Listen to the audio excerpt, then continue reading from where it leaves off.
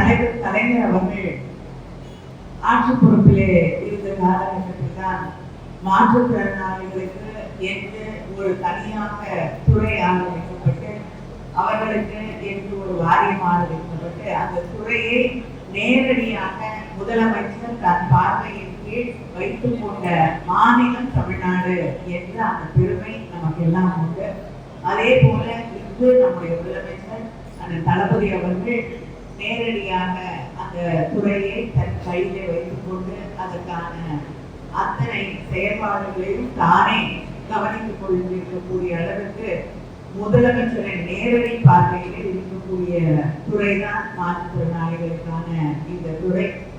உங்களுக்கு நன்றாக தெரியும், உங்களுக்கு தரக்கூடிய உதவித்தொகை இன்று ஏற்றப்பட்டு அந்த கோரிக்கை நிறைவேற்றப்பட்டு ஆட்சி பொறுப்பிற்கு வந்தவுடன் அது செய்து தரப்படுகிறது.